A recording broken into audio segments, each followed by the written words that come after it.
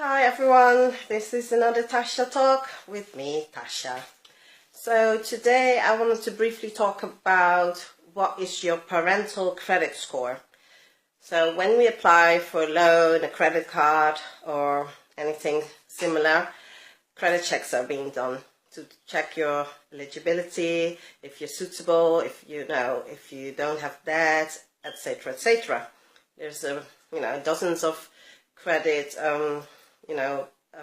companies to do the credit check.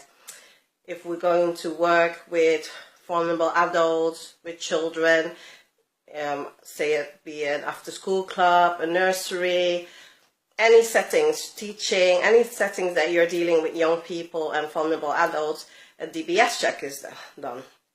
So if you want to foster, adopt, all types, you need to go through all types of checks. However, if we decide that we're going to be a parent, as a natural, giving birth to children, having children, there's nobody that will stop us. There's nobody that can say, you're not suitable to be a parent, you cannot have a child. There's nobody.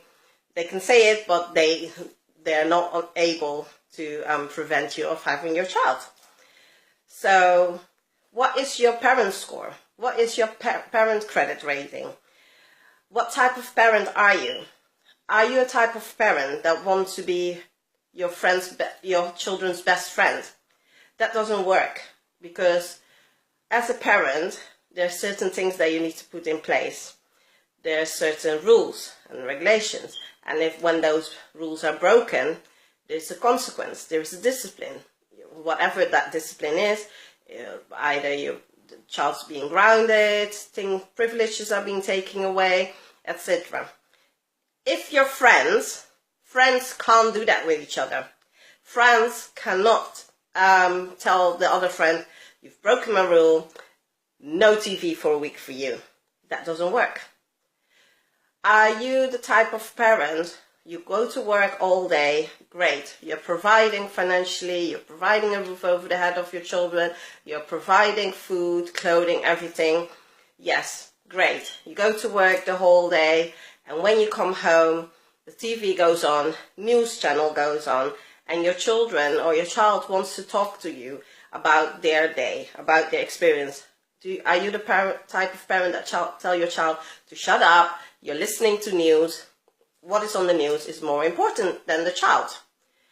That doesn't work, because if you keep doing that, and when the child is young, and you keep telling the child to shut up, to be quiet, then what's going to happen when they get to 16, 17, 18, when you do want them to talk to you, you do want them to engage with you, tell you about their day, they don't have time for you. They're going to be like, well, I'm out with my friends right now, or I'm doing something right now. I don't have time for you, because you have set that foundation of other things being more important than listening to your child. Right. I know it's difficult when you've been out to work. Some of us work 2 jobs to provide. Some of us work long hours, 12 hours, etc. So how do you deal with that you're tired, but your child wants attention?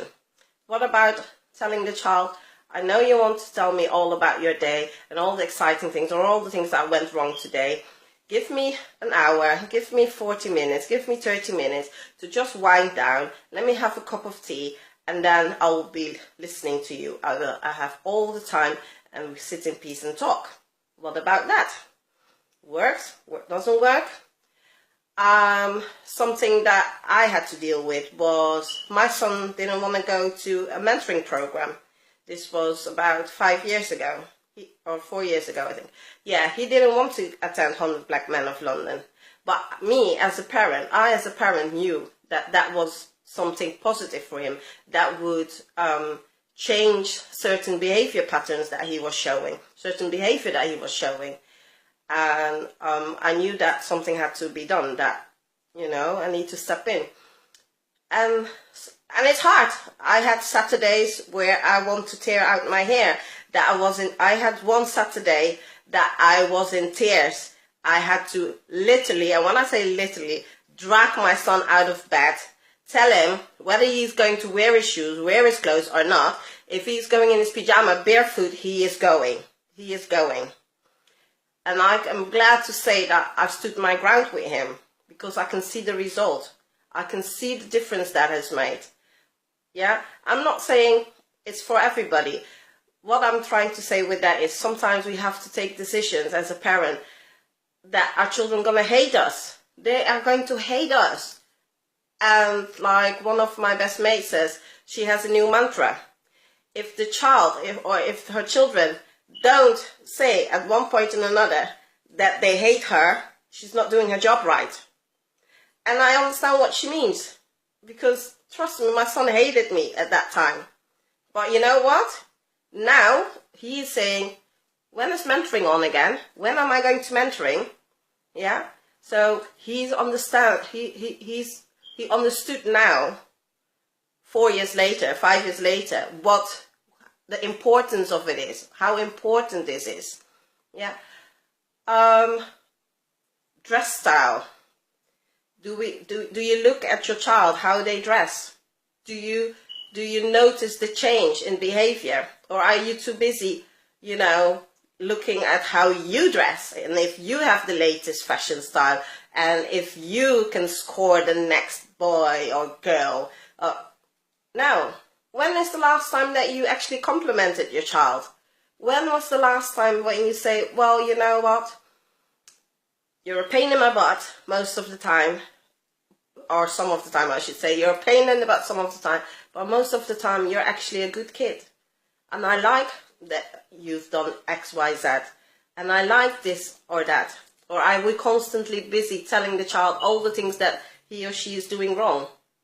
What about saying, you know what, I'm really proud of you that you're going to school, just get your head down, study, and get on with it. I don't have to pester you.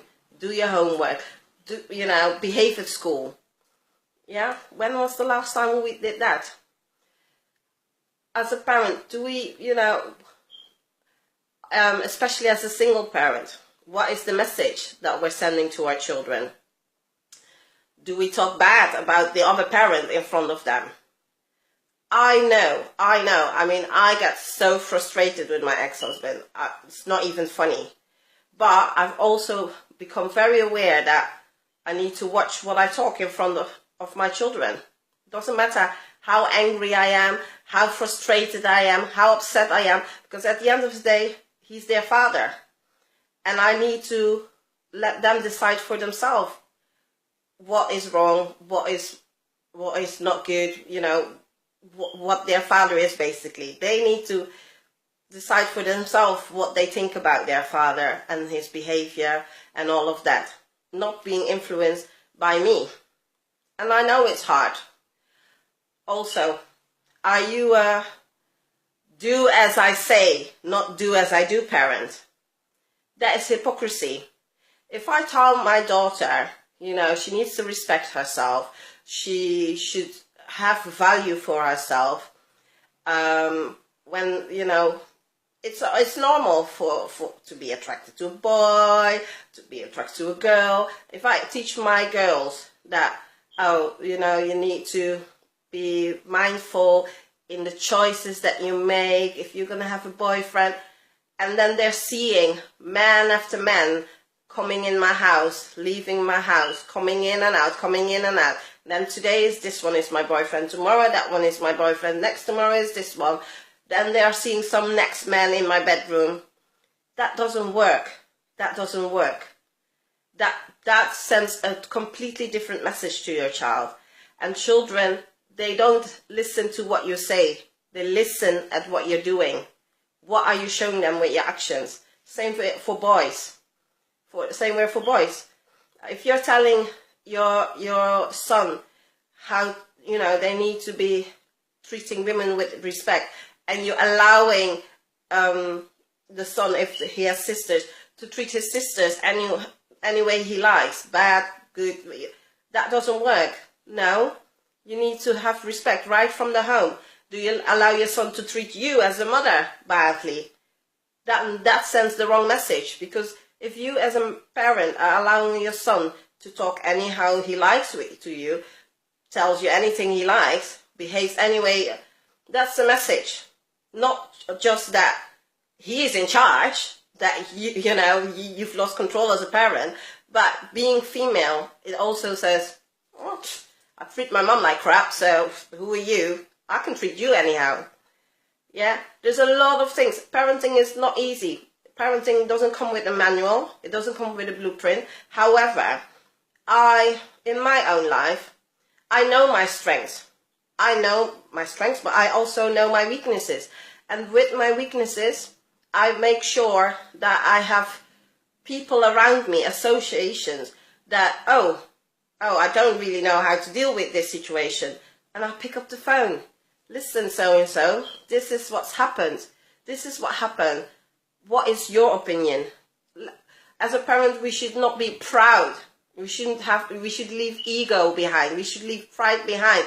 That when we don't know how to do something, how to deal with a situation, not to be feeling too proud to ask for help, to ask for advice, to ask for other people's input. Yeah?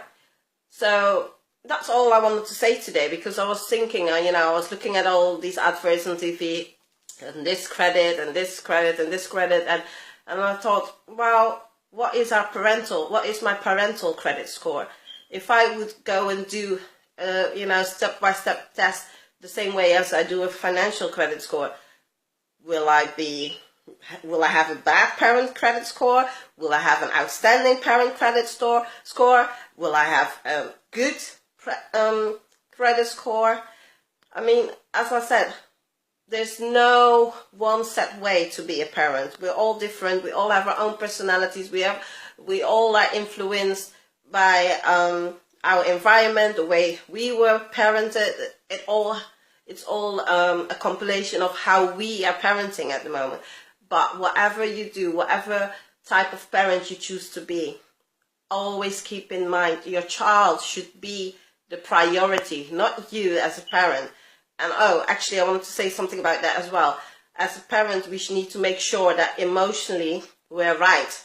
Because if we're, okay emotionally, then we can parent our children emotionally. We can be available emotionally for our parents. And again, coming back to being a single mother. All right, again, I'm coming back to being a single mother.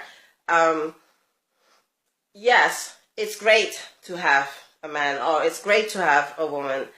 However, make sure that that person is adding value to your life. That person is not bringing drama into your life, because if that person is bringing drama into your life, emotionally you become unstable, and that then flows back to your children. You can't be emotionally available for your children because you're dealing with your own emotions. So all these things, and as I said just now, it's not easy being a parent. I never thought I would say it, but I love being a parent. I always tell people, I'm not a mumsy mum. I'm not a let's bake cookies mum.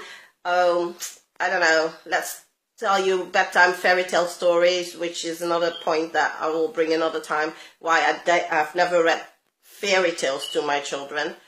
I'm not that type of mum. But do something wrong to my children and, I will devour you. And I think that's also part of being a good mum. Your children should always know that they can count on you. No matter what they've done,